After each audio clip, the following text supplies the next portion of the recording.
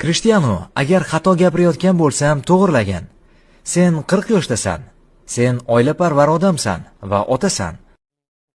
Ayrimlar seni mashina deb atashadi. Aslida esa sen ham insonsan.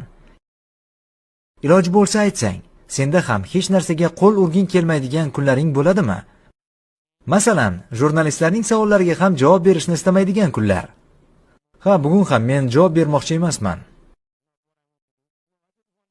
Hazil. Albatta, shunday kunlar bo'ladi. Bu faqat menga emas, hammaga tegishli. Axir biz hammamiz odammiz. Ba'zi kunlar yaxshi o'tadi, ba'zilarida esa kayfiyat bo'lmaydi. Ba'zida shunchaki gaplashging kelmaydi. Bu hayotning bir qismi. Men har doim shuni maqsad qilganman. Agar yomon kayfiyatda uyg'onadigan bo'lsam, uni ko'tarishning biror yo'lini topaman. Butun hayotim davomida shu tamoyilga amal qilib yashayapman. Bu faqat futbolga emas, boshqa sohalarga ham tegishli. To'g'ri aytdingiz, men otaman, bolalarim bor.